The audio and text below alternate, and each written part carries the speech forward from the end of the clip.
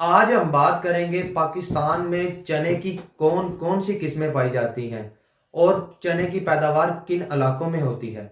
हमारे साथ हैं अली अकबर साहब। अस्सलाम वालेकुम सर, क्या हाल है? वालेकुम अस्सलाम कलीमुल्लाह। मैं ठीक हूँ, आपका क्या हाल है? अल्हम्दुलिल्लाह सर, मैं भी ठीक हूँ। सर आप हमें बताएं कि पाकिस्तान में चने की कौन कौन सी किस्में पाई जाती हैं। जी कलीमुल्लाह, आज का आपका टॉपिक बहुत अच्छा है। बहुत शुक्रिया सर। इसमें स्पेशली अगर हम देखें कि चना जो है पाकिस्तान की फूड के अंदर, अगर हम टॉप कमोडिटीज़ में से देखते हैं तो पहली दो या तीन कमोडिटीज़ में चने का शुमार होता है। ऐसा ही है सर।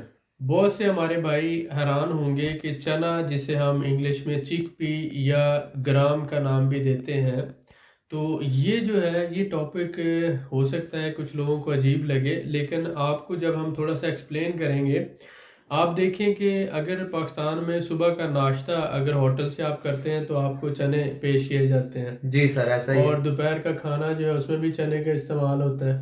और उसके बाद अगर हम आ जाते हैं दही भल्ले, तो भल्ले जो हैं वो बेसन से बनते हैं। जी सर, ठीक है, ऐसा ही है। अगर हम पकौड़ों की तरफ आ जाते हैं तो वो बेसन से बनते हैं। बिल्कुल सर। और बहुत से जो गरीब लोग हैं उनका हफ्ते का 4 दिन का खाना जो है वो चने की दाल है। जी सर, तो बिल्कुल। आप ये समझें कि चने की दाल से लेकर, बेसन से लेकर, दही बल्लियों से लेकर, पकौड़ों से लेकर, सुबह के नाश्ते से लेकर, हर चीज़ जो है उसमें चना या चने की दाल या बेसन का इस्तेमाल है। अगर हम घर में या कहीं पर भी अगर आप फ्राइड चिकन की बात करते हैं तो जी सर। वो चिकन फ्राई करने के लिए ऊपर जो मसाला जात लगते हैं उसमें भी बेसन का इस्तेमाल होता है। बिल्कुल सर, ऐसा ही है। नान जो है वो बेसन वाले, जब हम स्टूडेंट थे तो हम जाते होते थे पिकनिक वगैरह बनाने, तो बेसन के नान खाते थे। अब इसमें आप ये देखें कि चने का इस्तेमाल पाकिस्तान है या इंडिया है, दोनों ममालिक में बहुत ज़्यादा होता है।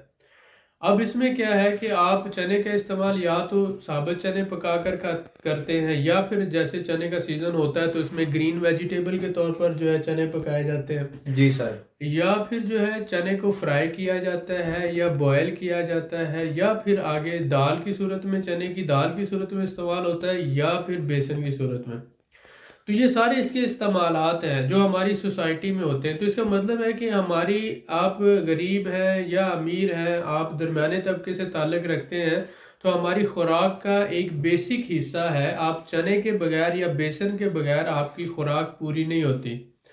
तो जब हम बात करते हैं कि बिजनेस नाम है डिमांड एंड सप्लाई का, तो अगर आप सप्लायर वाली साइड पर चले जाते हैं, यानी कि आप चने की ट्रेडिंग शुरू कर देते हैं, चने का बिजनेस शुरू कर देते हैं, जिसे हम चिक पी बिजनेस बोलते हैं या ग्राम बिजनेस बोलते हैं। आप इसका तीन तरह से जो होता है, जैसे चने का आप ले लें, ठीक है, उसके साथ साथ चने की दाल का हो सकता है या बेसन का बिजनेस हो सकता है। इसका आगे बाइंग करने के बाद ग्राइंडिंग का प्रोसेस है और फिर आगे पैकिंग का प्रोसेस है। तो आप ये देखिए, चने की बेसिक दो किस्में हैं, ठीक है। तो जिसमें हम पहले बात करते हैं कि देसी जो चना है, जिसे हम ब्लैक चना भी कहते हैं, देसी चना ये एक किस्म है। और इसमें वाइट छोटा चना भी आ जाता है, ठीक है, ये देसी चना है। और इसके साथ साथ हमारे पास काबुली चना होता है। काबुली चना जो है ये थोड़ा सा मोटा होता है साइज में, वाइट चना भी इसको कहते हैं, और थोड़ा साइज में मोटा होता है। ये जो काबुली चना है इसकी पर एकड़ पैदावार ज़्यादा होती है, जो देसी चना है उसकी पर एकड़ पैदावार कम होती है। लेकिन चने की पाकिस्तान में दो ही किस्में हैं, एक तो देसी चना है और दूसरा काबुली चना है। देसी चना जो है ये आप मोस्टली समझ लें ब्लैक होता है, और जो काबुली चना है वो वाइट होता है। देसी छोटा होता है साइज में, काबुली चना साइज में बड़ा होता है, ठीक है। फिर आगे जब हम आते हैं तो फिर दाल इसकी बनती है और फिर बेसन इसका इस्तेमाल होता है बेसन बनाने में। वो चने का 100% जो जब उसकी ग्राइंडिंग करते हैं तो उसको बेसन कहा जाता है। हमारी सोसाइटी में आप ये देखते हैं कि ज़्यादातर जो हमारे यहाँ गरीब लोग हैं, जो दरमियाना तबका या गरीब लोग जो हैं, उनकी खुराक का ज़्यादातर 70% हिस्सा जो है उनकी फूड का, वो इस पे बेस्ड होता है, चना, चने की दाल या बेसन पे। और जैसे कि पाकिस्तान में ज़राअत से मुंसलिक बहुत से लोग हैं, तो हमने देखा कि डाटा के हिसाब से 70% फार्मर जो है वो अपने ही उगाए हुए चनों का इस्तेमाल करते हैं, और 30% जो लोग हैं वो बाहर से बाइंग करते हैं, ठीक है। अब इसमें जब हम देखते हैं कि हर साल जो है तकरीबन 20% जो एनुअल प्रोडक्शन है चने की वो कम हो रही है पाकिस्तान की। हर साल 20%। इसका मतलब है कि डिमांड तो उतनी ही है या थोड़ी सी बढ़ रही है, क्योंकि हर साल आबादी तो बढ़ रही है। इसका मतलब ये हुआ कि हर साल आबादी बढ़ रही है, डिमांड बढ़ रही है, लेकिन चने की प्रोडक्शन हर साल 20% कम हो रही है। जब वो 20% कम हो रही है तो इसका मतलब अगले साल जो प्राइसेस होंगी वो 20% ज़्यादा होंगी। अब एक तो बात ये कि अगर सप्लाई इतनी ही रहे तो वो 20% ज़्यादा होंगी, लेकिन अगर इस हिसाब से आप देखते हैं कि डिमांड बढ़ जाती है, तो डिमांड बढ़ने से तो नियरली 30 to 40% प्राइसेस हर साल चने की दाल या बेसन की बढ़ती हैं। आप इसे महसूस करें या ना करें, ये पिछले 5-10 साल में अगर आप डाटा निकाल के देखते हैं तो आपको पता चलता है कि हर साल 30 से 40% जो है चने की दाल या बेसन की प्राइसेस बढ़ रही है। जी सर, ऐसा ही। इसकी वजूहात, दो वजूहात हैं। एक तो हर साल प्रोडक्शन हमारी पाकिस्तान की ओवरऑल जो प्रोडक्शन है हर साल 20% कम हो रही है, और इस वजह से हमें चना या चने की दाल बाहर से इंपोर्ट करना पड़ती है, और डिमांड जो है हमारी हर साल आबादी बढ़ने की वजह से बढ़ रही है। ठीक हो गया। जी सर, बिल्कुल ठीक तो हो ये गया। दो फैक्टर होते हैं। तो बिजनेस में आपने एनालिसिस ये करना होता है कि एक तो चीज़ जो है वो इस्तेमाल कितनी हो रही है, हर घर की ज़रूरत है, हर बंदे ने खाना है इसको, और हर घर में लाजमी जो फूड का ये आप समझ लें कि एक हिस्सा है। दूसरा ये होता है कि जब एनुअल प्रोडक्शन इसकी डिक्रीज हो रही है तो इसका मतलब प्राइसेस बढ़ेंगी। ये एक साइकिल होता है, डिमांड एंड सप्लाई साइकिल इसको कहा जाता है। इसी तरह से ये चलता जाता है। तो इसमें बेसिकली जो है हम डिस्कस करना चाह रहे हैं कि पोटेंशियल जो बिजनेस का वो बहुत ज़्यादा है पूरे पाकिस्तान में। अगर आप देखते हैं, पंजाब है, सरहद है, बलूचिस्तान है, KPK है, हर जगह पर चना खाया जाता है, बेसन भी खाया जाता है, और चने की दाल भी खाई जाती है।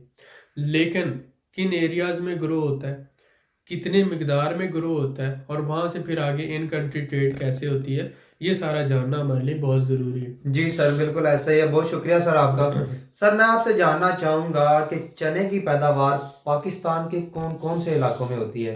हाँ, ये जो है बेसिकली बहुत अहम है। जब आप चने का बिजनेस शुरू करते हैं, ग्राम या चिकपी आप कह लें, जब इसका बिजनेस शुरू करते हैं तो इसके लिए आपके जानना बहुत ज़रूरी है कि हमें बाइंग कहाँ से करनी। जी सर, बिल्कुल ऐसा ही है। इसमें हमारे पास कुछ डाटा है जिसमें आपको आइडिया हो जाएगा कि पंजाब है, उसके बाद पंजाब के बाद सिंध है, KPK बलूचिस्तान। तो पाकिस्तान में पंजाब जो है सबसे बड़ा ग्रोअर है। तकरीबन सालाना इसमें 6,53,000 यानी 6,53,000 टन, यानी तकरीबन 7 लाख टन के करीब आप कह लो आसानी के लिए। तो 6.5 लाख से 7 लाख टन जो है सिर्फ पंजाब में पैदा होता है, और सिंध में 48,000 टन पैदा होता है, और दूसरा यानी कि उसमें तो तकरीबन 7 लाख के करीब हो रहा है, 6.5 लाख के करीब, और सिंध में 48,000 हो रहा है। उसके बाद नीचे KPK में अगर आप आ जाते हैं तो 20,000 टन यानी 20,000 टन जो है वो उधर पैदा हो रहा है। बलूचिस्तान में 29,000, नियरली 30,000 आप कर लें। तो इसका मतलब है कि सबसे कम KPK में पैदा होता है, उससे थोड़ा सा ज़्यादा जो है वो बलूचिस्तान में 30,000 हो रहा है, और सिंध में जो है 50,000 के अराउंड होता है। 50,000 टन की बात कर रहा हूँ, जबकि पंजाब में ये पैदा होता है 6,50,000 टन। अब इसका मतलब ये हुआ कि पंजाब सबसे बड़ा ग्रोअर है इस चने का, और पंजाब से फिर सप्लाई जाती है सिंध में, KPK में, और बलूचिस्तान में। तो पंजाब में कौन से इलाके हैं उसके हवाले से हमने एक लिस्ट तैयार की, जिसमें जो है पंजाब में फैसलाबाद है, यानी सबसे बड़ा जो बक्कर का इलाका जो है, बक्कर यानी ये एक चुलिस्तानी या रेगिस्तानी इलाका है, बक्कर का जो इलाका है। और चने की ग्रोथ के लिए ज़रूरी होता है कि ड्राई क्लाइमेट होनी चाहिए, और जिसमें ह्यूमिडिटी कम हो, तो ऐसी जो है जगह पे चना ज़्यादा ग्रो करता है। तो बक्कर का जो इलाका है वो इसका हब कहलाता है चने का। आप चने का बिजनेस करना चाहते हैं, या दाल का बिजनेस करना चाहते हैं, या बेसन का, तो आपको बक्कर का इलाका जो है वो सबसे अहम है। वहाँ पर जो है सबसे ज़्यादा इसकी ग्रोथ होती है। और उसके बाद फिर खुशाब है, लिया है, और नूरपुर थल, ये इलाके जो खुशाब, लिया, नूरपुर थल, पंजाब के अंदर डिफरेंट एरियाज़ हैं, और फैसलाबाद का इलाका। लेकिन हब जो है इस सारी सिस्टम का, जहाँ से आप बाइंग कर सकते हैं, वो बक्कर का इलाका है। ये जिसे हम कह सकते हैं कि नीम सहराई इलाके जो हैं वहाँ पर चने की पैदावार ज़्यादा होती है, और वहाँ से फिर आगे जो ट्रेडर हैं वो बाय करके आड़ती जो है इसको मुल्क के दूसरे हिस्सों में पहुँचाते हैं। तो आप ये समझें कि आप किस सीज़न में इन इलाकों से बाय करें। मोस्टली जो इसका सीज़न है ये अक्टूबर, नवंबर, दिसंबर जो है सितंबर से शुरू होकर, यानी 9वें महीने से शुरू होकर सितंबर है, अक्टूबर है, नवंबर है, दिसंबर, 4 महीनों में फसल तैयार होती है। मोस्टली दिसंबर जो है, जनवरी, दिसंबर और जनवरी यहाँ पर ये आ जाता है, तो इन दिनों में जो है ना ये तैयार होती है फसल। तो आप ये देख लेंगे 4 महीनों के अंदर ये फसल तैयार हो जाती है। मुख्तलिफ एरियाज़ में मुख्तलिफ बाइंग सीजन है, तकरीबन दिसंबर के महीने में आप जो इसकी बाइंग शुरू कर सकते हैं इस हवाले से। जी सर, बिल्कुल ठीक है। जैसा कि आपने बताया कि दिसंबर के महीने में इसकी बाइंग शुरू की जा सकती है, जी जी तो मैं आपसे जानना चाहूँगा कि इसकी फी एकड़ पैदावार कितनी है? जी। फी एकड़ पैदावार के हवाले से अगर हम देखें तो जो ब्लैक चना है, देसी चना, उसकी पैदावार 25 से 30 जो है वो आ जाता है मन। जी सर। तो वो इसी तरह से अगर हम देखते हैं ये वाइट चना जो है वो थोड़ा ज़्यादा पैदा होता है। ठीक है, जी वो सर। एरिया के हिसाब से भी होता है, जगह के हिसाब से भी होता है। फर्टिलिटी कुछ एरिया में 15 से 20 मन जो है वो निकलता है 1 एकड़ से, जी और सर। कुछ एरिया में जो है 20 से 25 मन। तो लेकिन एवरेज आप 15 से 30 मन के दरमियान रख लें। जी सर, ठीक है, तो बिल्कुल ये ठीक है। एवरेज इसकी चल रही है, और इस हिसाब से फी एकड़ जो हमारे पास, लेकिन ये हर एरिया की मुख्तलिफ है। यानी उसमें एक जनरल हमारा मकसद है कि हम एक जो हमारे देखने वाले हैं उनको एक जनरल आइडिया मिल जाए कि इसके अराउंड होती है। जी सर, बिल्कुल ठीक है। ओवरऑल आप कह सकते हैं कि पाकिस्तान की प्रोडक्शन जो है वो कितनी है। तो पाकिस्तान की प्रोडक्शन अगर हम ये सारा सम अप करते हैं तो तकरीबन ये बन जाती है ये 50-51, और ये तकरीबन 8 जो है 8 लाख टन के करीब बनती है। माशाल्लाह sir. Total production 8 lakh ton जो है, जी सर, 800,000 टन जो आ जाता है। बिल्कुल ठीक हो गया ठीक सर। है जी जी। जी सर, बहुत शुक्रिया। सर, मैं आपसे जानना चाहूँगा कि पाकिस्तान में चने का बिजनेस करके सालाना कितना मुनाफा कमाया जा सकता है? जी, ये एक बहुत अच्छा सवाल है। इसमें आप ये देखें कि चना चना जब मार्केट में आता है दिसंबर में, अगर इसका सीज़न है जनवरी फरवरी, तो हर एक फसल का लाइफ साइकिल होता है। जी सर, ऐसा ही पूरे है। साल में एक ही दफ़ा फसल ग्रो होती है पाकिस्तान में। जी तो सर। अब ये हुआ कि सितंबर से लेकर ये दिसंबर तक जो इसका सीज़न चला, और इस दौरान ये ग्रो होती है। तो अगस्त सितंबर जो होते हैं इसके पीक सीजन आ जाते हैं, और ऑनवर्ड चलता है। तो जब भी आप फसल की बाइंग करते हैं, तो अगर तो आप सीज़न के अंदर करते हैं आपको सबसे सस्ती मिलती है, और उसके बाद फिर जब एज ए ट्रेडर आगे बढ़ता जाएगा तो हर महीने उसकी प्राइसेस बदल रही होती हैं। जी सर, ठीक बिल्कुल है, ठीक है। तो आप ये देखें कि 10%, 20%, 30% होलसेल का जो मार्जिन है पूरी दुनिया में वो 20% से शुरू होता है। 20% से आगे आप 30% तक चले जाते हैं। तो आप 20 से 30% के दरमियान इसमें अर्निंग कर सकते हैं। जी सर, बिल्कुल उसका ठीक है। मतलब 20-30% का ये होता है कि अगर आप इसमें 10 लाख इन्वेस्ट करते हैं तो इसका मतलब 3 लाख आप उसमें मुनाफा कमा सकते हैं। जी सर, बिल्कुल ऐसा 1 ही है। करोड़ इन्वेस्ट करते हैं तो आप इसमें 20 से 25 लाख तक मुनाफा कमा सकते हैं। ऐसा ही है सर। लेकिन डिपेंड करता है कि आप इसकी प्रोसेसिंग, मसलन आपने बाइंग किया, बाइंग करने के बाद आपने स्टोरेज करके उसको फिर आगे ग्राइंडिंग करके बेसन बना के आप सेल करते हैं। जी तो सर। बेसन का आप अपना ब्रांड भी बना सकते हैं, और उसकी कोई इतना लंबा चौड़ा भी प्रोसेस नहीं है। वो बेसन से दाल बनती है, दाल के बाद वो फिर आगे पिसाई करके, जैसे आटे की पिसाई होती है इसी तरह उसी मिल पे वो मशीनें होती हैं, चक्कियाँ उनको बोलते हैं, उन्हीं के ऊपर इनकी ग्राइंडिंग होती है और बेसन तैयार होता है। जी सर, जैसे बिल्कुल गंदम ठीक की है। पिसाई होती है इसी तरह इस दाल की पिसाई होती है। बिल्कुल ठीक है सर, ऐसा ही है। सर, जैसा कि आपने बेसन के हवाले से बताया हमें, तो मैं आपसे जानना चाहूँगा कि चने के इस्तेमालात कौन कौन से हैं? जी, चने के इस्तेमालात तो अब मसलन मेरे मुंह से सुनना चाहते हैं, लेकिन बात ये है कि अगर आप शुरू करते हैं इसका, तो उसका आप देख लेंगे सबसे पहले तो सीज़न में ये ग्रीन वेजिटेबल के तौर पर यूज़ होता है, ऐसा ही है सर। तो ये खाया जाता है। उसके बाद फिर आगे आप आ जाते हैं तो आप चने को जो है सुबह का नाश्ता बनाने के लिए, घरों में चना बनाने के लिए आप खाने में इस्तेमाल करते हैं। जी सर। उसके बाद फिर जो आप देखते हैं कि ये आप इसको फ्राई करके जो है मुख्तलिफ आप एरियाज़ में देखते हैं लोग पठान या दूसरे रेडी वाले स्ट्रीट फूड के तौर पर इसको बेच रहे हैं। जी सर। उसके बाद आगे आप आ जाते हैं तो जितना भी चना चाट है, फ्रूट चाट है, दही भल्ले हैं, उसमें चने का इस्तेमाल होता है। ये तो चने का इस्तेमाल है। फिर जब हम दाल की बात करते हैं तो हर गरीब का घर जो है वो हर गरीब के घर में ये मौजूद है। ये दरमियाना तबका भी इसको जो है इस्तेमाल करता है।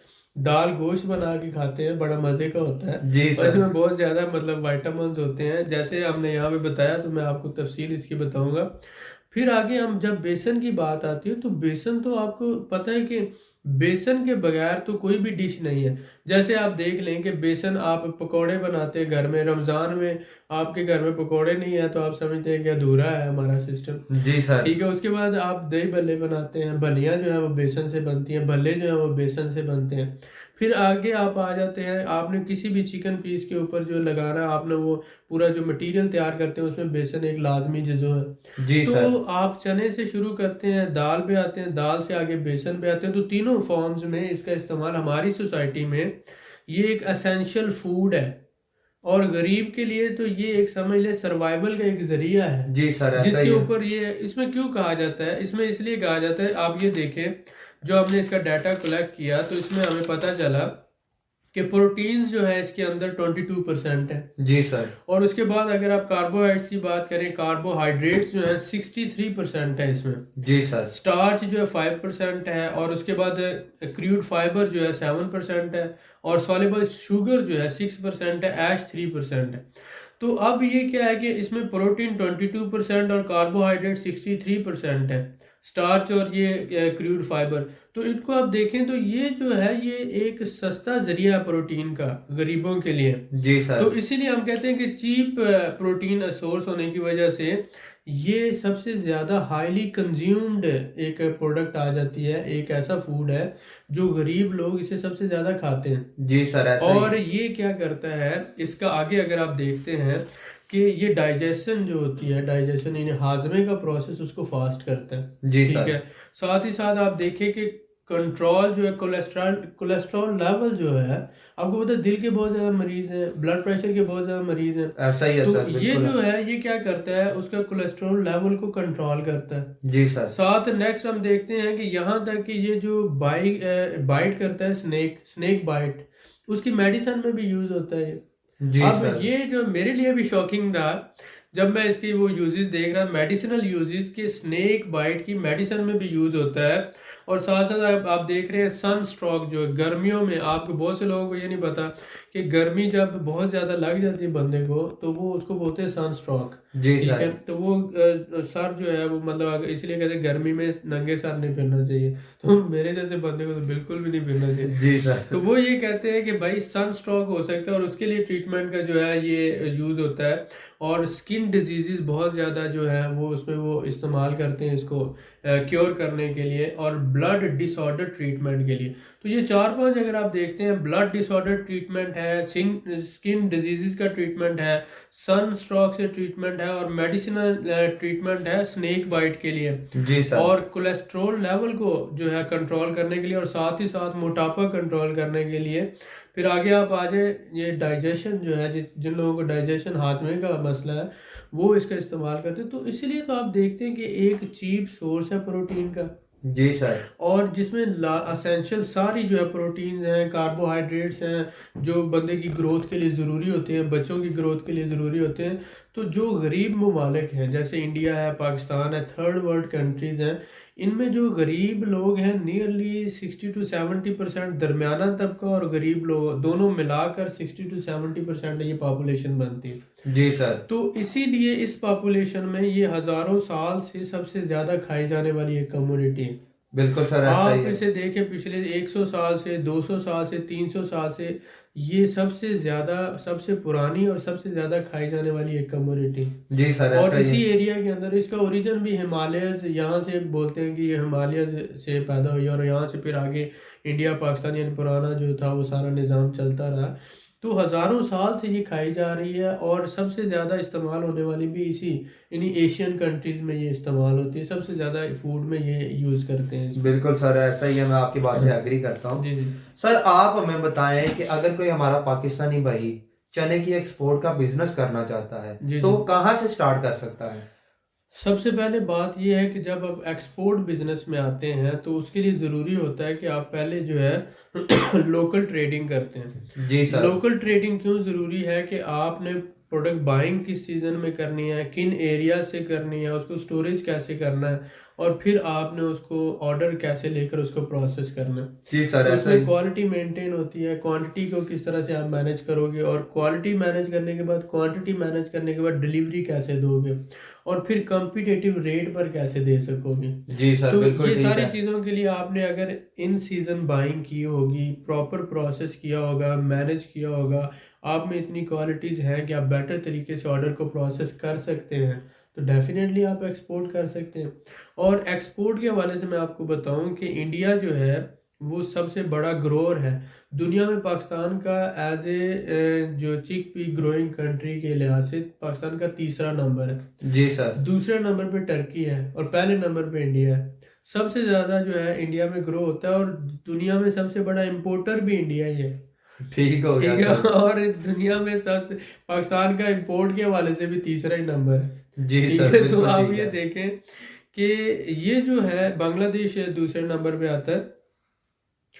इंपोर्ट हमें करना पड़ता है चना, क्यों? क्योंकि हर साल हमारी जो प्रोडक्शन है वो कम होती जा रही है, जी सर, ऐसा ही है। और दुनिया में सबसे ज़्यादा इस्तेमाल जो कर रहे हैं उनमें अगर आप लिस्ट देखते हैं जो यूज़ कर रहे हैं, इसमें इंडिया है, उसके बाद पाकिस्तान है, बांग्लादेश है, उसके बाद आप नीचे आते जाते हैं डिफरेंट कंट्रीज़ हैं। जी सर। पाकिस्तान का तीसरा नंबर है। जो एक्सपोर्टर कंट्रीज़ हैं उसमें अगर आप देखते हैं टर्की, वो बड़ा एक्सपोर्टर है चने का।